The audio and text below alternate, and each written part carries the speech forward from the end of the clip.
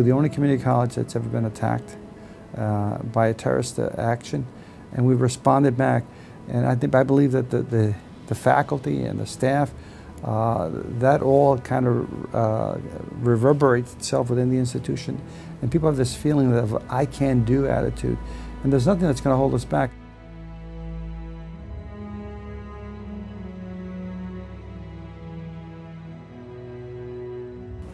On the morning of 9/11, I was driving my car up the FDR Drive, and before approaching the college, I saw these sign come up, one of these mobile signs that said that the FDR Drive was closed. So I had to detour and find a different route to the college. So I called the office, and they indicated to me that a plane had hit one of the towers. So my assumption was that this was just a light craft airplane that had missed its way and it hit the tower. It wasn't until I was going on Houston Street that I saw this ball of fire from a distance when the second plane had hit the World Trade Center. And I realized that this was more than just a small plane hitting one of the towers. So I proceeded to come up the West Side Highway, and I was encountered with just chaos in the building. People were crying and running around. And so and one of the faculty said to me, "What are you going to do about this?"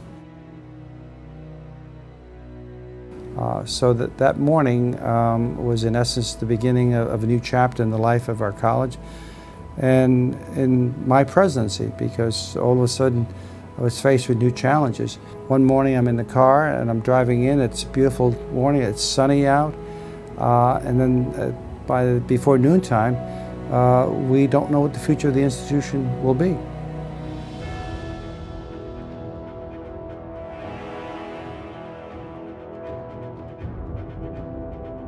I recall the university visiting the college that following day, members of the university leadership, and indicating that the college wasn't going to open for a year, that we should plan to be closed for a year, and that I should allow our students to transfer to other institutions. And to me that was devastating, to think that as an institution this was it, that we were not going to be able to continue. So as I was surveying what was happening in downtown that next morning, when I went downstairs to the cafeteria, not the cafeteria, but to the gymnasium, and I spoke to some of the firefighters and watched as the families came in to see if their loved ones had been identified. And all I saw was this blackboard with names on it and with people that were missing, that were never found. So that was kind of stimulated me that you know, people died innocently, but I wasn't going to allow this to affect us in a way that we couldn't continue as an institution. So I remember going out my window and seeing that looking at the window and seeing that there were these news trucks all lined up along the river, and picking one out, and one of the reporters was Lou Young. And I said to the reporter, I said, "Lou, how would you like to be able to report from a better vantage point?" And his response was, "What is it going to cost me?" I said, "It's not going to cost you anything. As long as when you're reporting the news, and on the subtitles on the bottom of the screen it says, BMCC will be reopening."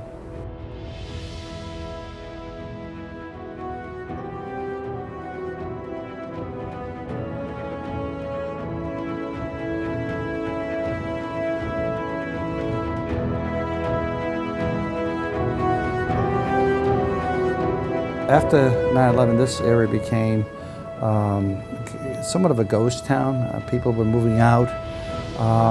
But as the area revitalized, we kind of were on step with them as well. It became a more attractive area. The students began to feel that this was a place that they wanted to study. So we went from 17,000 students to over 27,000 students. The numbers of programs have increased. The resiliency of the institution and the types of students we attract are students that are looking for a better life. And I think somehow we reflect that same tenacity to respond to adversity. When we were told that we had to close, and we said we're not going to close, and we continued to plan and build and grow, and that's who we are as an institution.